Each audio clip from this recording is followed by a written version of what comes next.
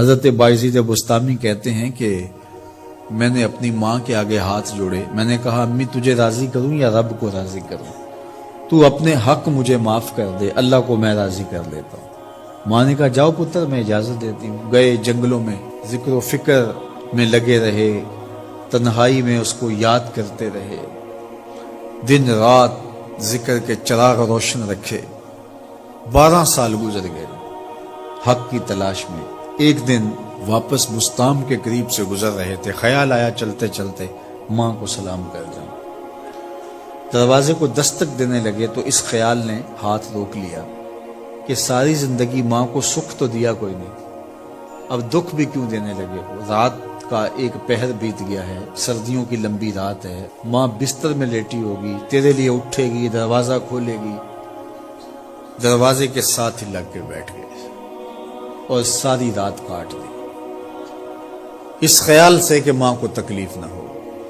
جب سحری کا وقت ہوا تو اندر سے جو نالی آتی تھی اس نالی سے پانی آیا، سمجھ گئے میری ماں تہجد کے لیے اٹھی ہے اور وضو کا پانی ہے، تو فوراً دروازے پہ دستک دی۔ اندر سے آواز آئی بیٹا بایزید میں ابھی آئی۔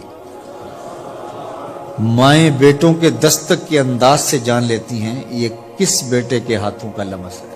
12 سال کے بعد آئے، دستک دی، کہا بیٹا بایزید میں ابھی آئی۔ ماں کی تو نگاہیں ہی دروازے پہ رہتی ہیں۔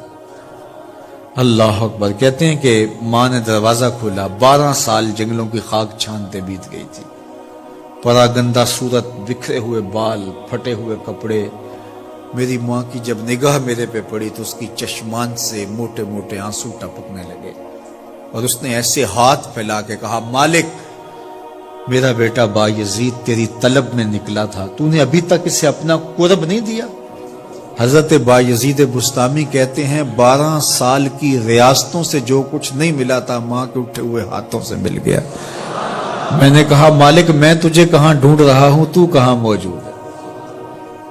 تو ماں باپ کی رضا اللہ کی رضا کا دروازہ کھولتی ہے۔ جن لوگوں کے ماں باپ ناراض ہیں اور وہ جا کے پیر صاحب کی خدمت کرتے ہیں اور میاں ماں کے قدم چومو، باپ کی ٹانگیں دباؤ، ان کی خدمت کرو، تمہارے پہلے مرشد وہ ہیں، ان کو راضی کرو، پھر کسی شیخ کامل کی صحبت میں آنا، دیکھو کیسے دل کی بند کھڑکیاں کھلتی ہیں۔ ایک مرشد تو ناراض کر آئے اور دوسرے مرشد سے تمہیں کیا ملے گا؟ تو راستہ یہیں سے کھلے گا۔ والدین کو کبھی ناراض نہ کرو، والدین کو کبھی دکھ نہ دو، والدین کو کبھی تکلیف نہ پہنچاؤ، اور والدین کو بھی چاہیے کہ اپنی اولاد کو اپنا نافرمان نہ بنائے۔